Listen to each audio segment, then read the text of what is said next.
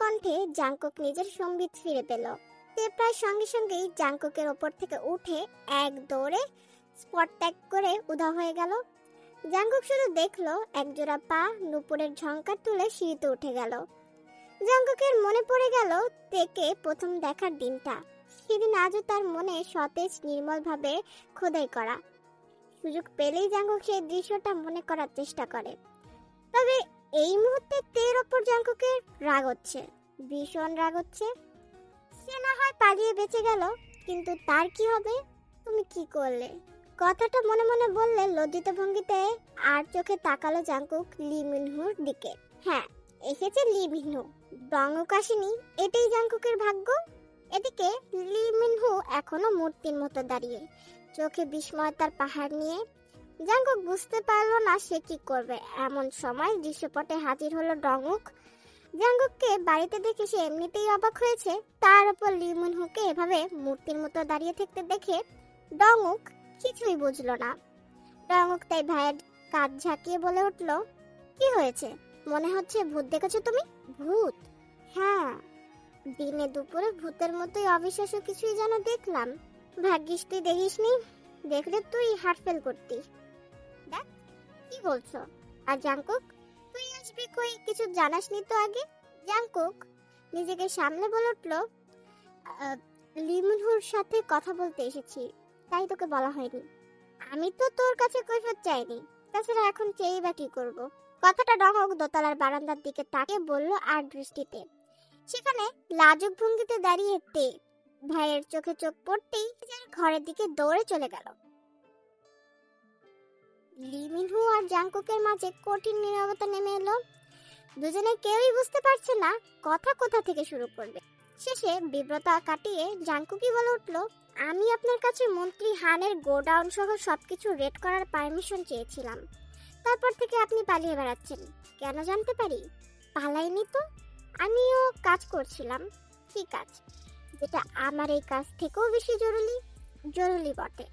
কথাটা বলে লি মিনহু জাংকুকের দিকে নিজের মোবাইলটা এগিয়ে দিল।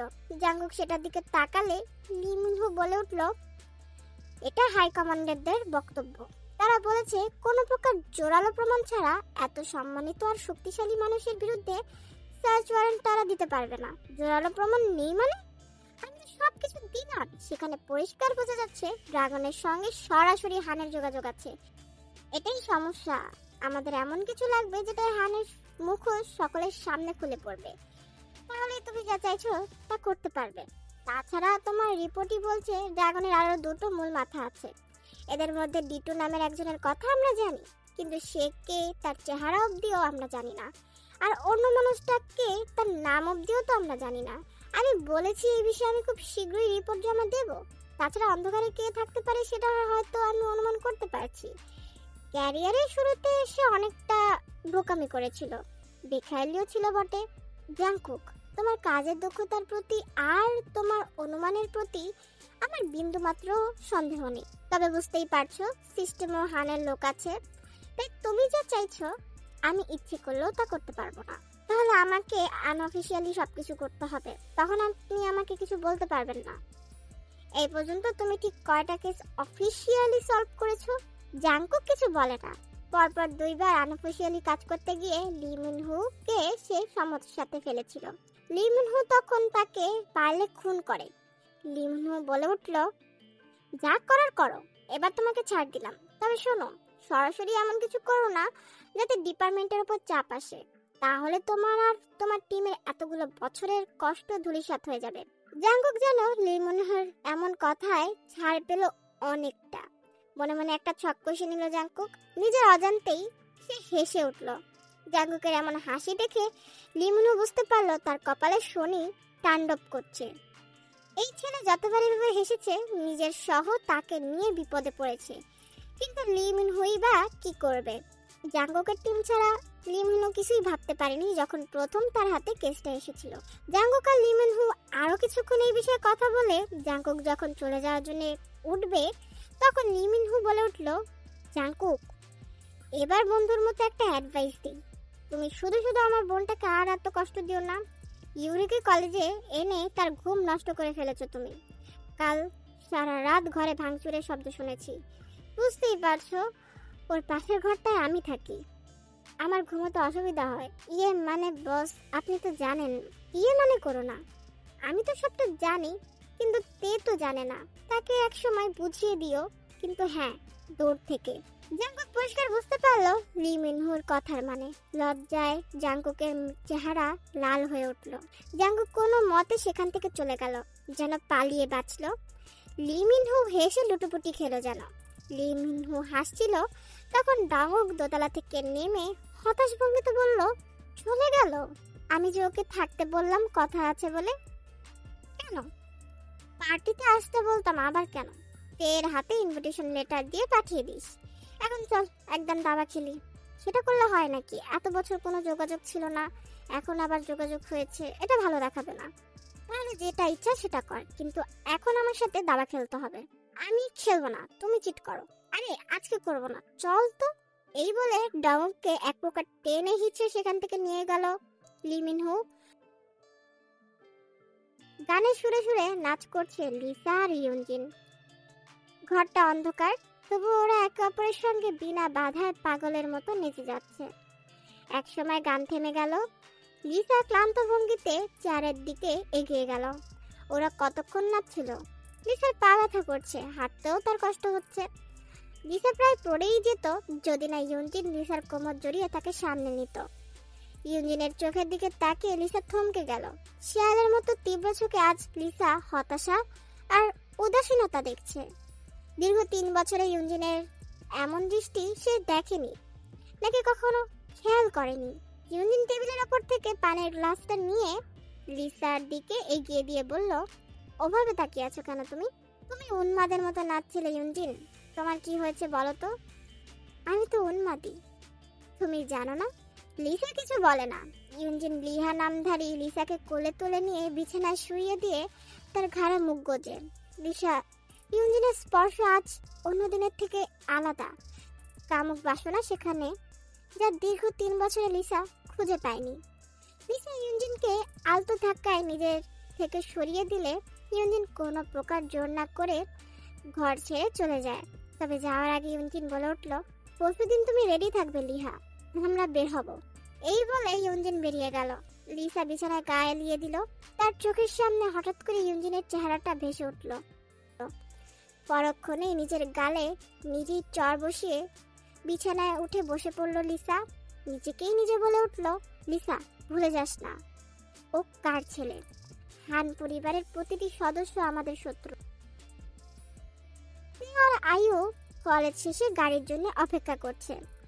আজ ডাউক বা লি মিনহু কেউই এখন অব্দি আসেনি। তে স্বাভাবিক হালে থাকলে তার বিরক্ত লাগার কথা ছিল। এতক্ষণ দাঁড়িয়ে না থেকে তারা বাড়ি চলে যেতে পারত। তবে তে আজ স্বাভাবিক নেই। সেই ঘটনার পর তে কেমন যন্ত্রের মতো হয়ে গিয়েছে। কিছু নিয়ে যেন সে গভীরভাবে ভাবার চেষ্টা করছে। আয়ু তেকে সেই সকাল থেকে পর্যবেক্ষণ করছে, কিন্তু সেও কিছুই বুঝতে পারছে না। তবে হঠাৎ করে তে ভীষণভাবে চিৎকার করে উঠল এবং নিজের মাথা নিজেই খামচে ধরে বলে উঠল, এই লোকটা আমাকে পাগল করে দেবে। এবার আমি কি করব? ভাইয়াকে কিভাবে সামাল দেব? এর এমন আচরণে আয়ু ভয় পেল। এবার তার বান্ধবীটা কি এবার সত্যি সত্যি পাগল টাগল হয়ে গেল নাকি?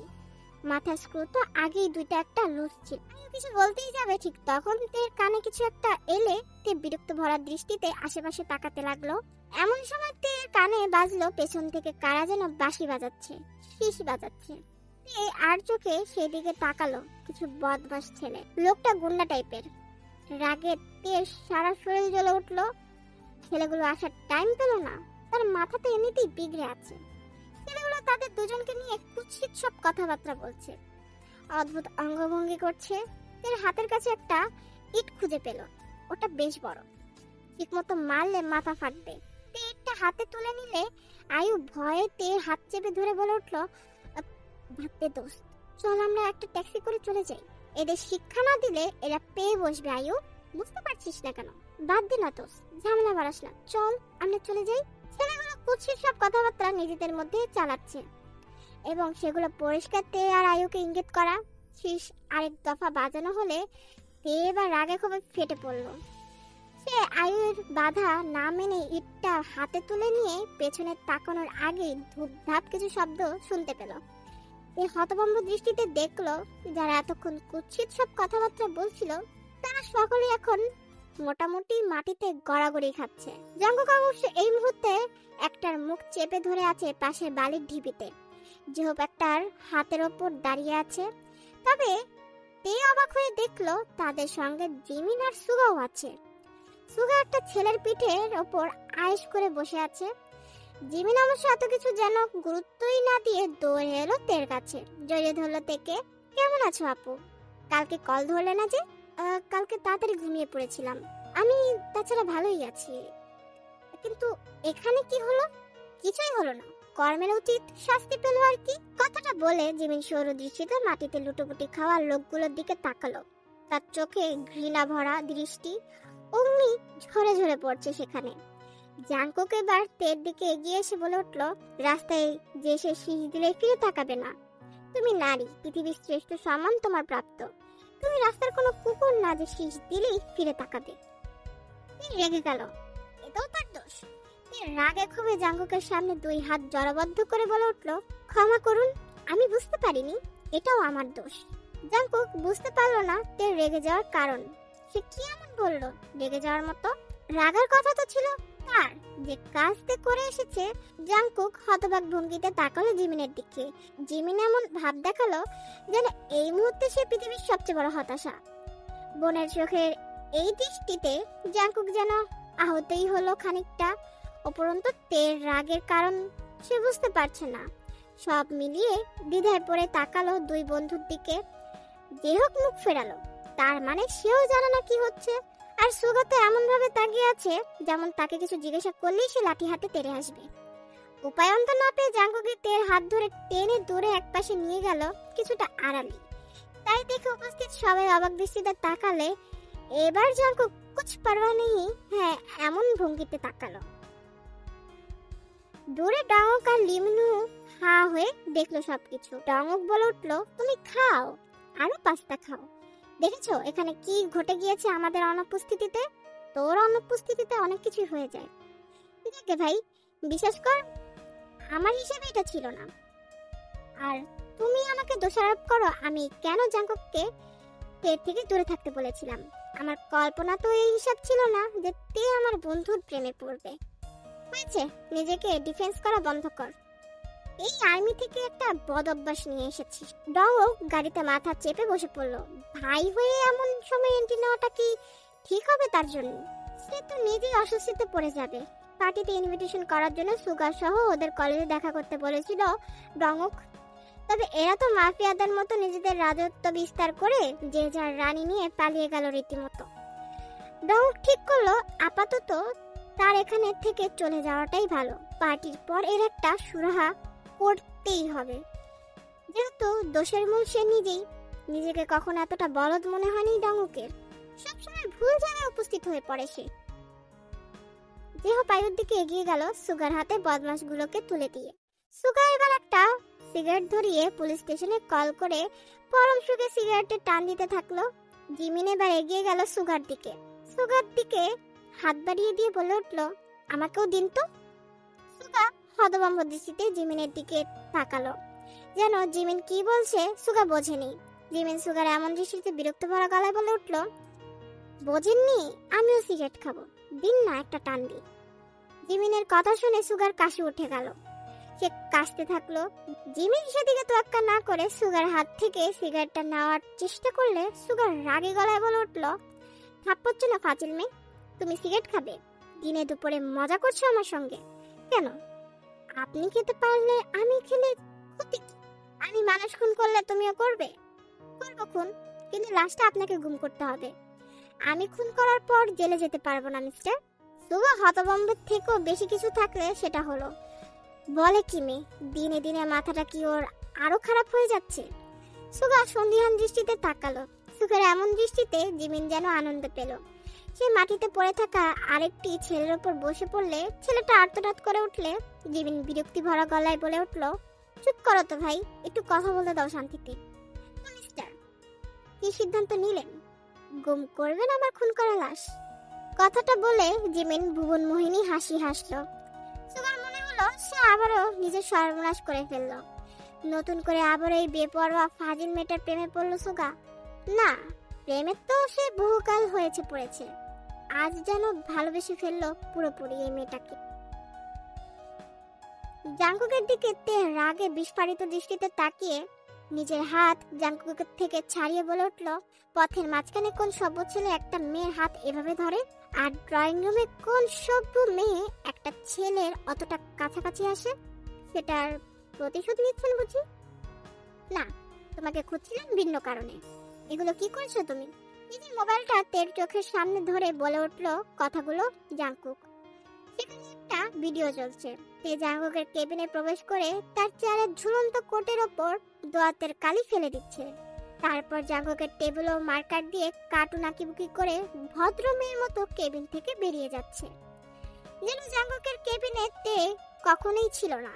তে এই দৃশ্য দেখে একবার জাঙ্কুকের দিকে তাকিয়ে শুকনো ঢোক গিলে পালিয়ে যাওয়ার জন্য পা বাড়াতেই যাবে, তখন জাঙ্কুক তের হাত ধরে তাকে হ্যাচকা টানে দেওয়ালের সঙ্গে আটকে ধরে বলে উঠল, কোথায় পালাও? বারে বারে ঘুঘু তুমি পালাও, এইবার বধিব তোমার পরাণ। ওটা ভুল হবে। বারে বারে ঘুঘু তুমি খেয়ে যাও ঘান, এইবারে বধিব তোমার পরাণ, এভাবে হবে। আর তাছাড়া আমার ছোট্ট পরাণ নিয়ে আপনার কোনো লাভ হবে না স্যার। বেশি কথা বলো, সেটা আমি বুঝবো। তুমি এখন চুপচাপ এখানে দাঁড়াবে। জাঙ্কুক কেউ চলে আসবে, এটা রাস্তা। চলে আসুক। কাল তোমার জন্য আমি যে লজ্জায় পড়েছিলাম, আজ তুমিও একটু পড়ে দেখো আমি কেন একাই লজ্জায় পড়ব। আর তুমি আমার সবচেয়ে প্রিয় কোটটার যা হাল করেছো, আমার রুমটার যা হাল করেছো, আমি ভুলতে পারছি না। শাস্তি তুমি পাবে, নিশ্চয়ই পাবে। কথাটা বলে জাঙ্কুকদের অনেকটা কাছাকাছি চলে আসলো। নিজের চোখ বন্ধ করে নিল। জাঙ্কুক তাই দেখে মুচকি হাসলো।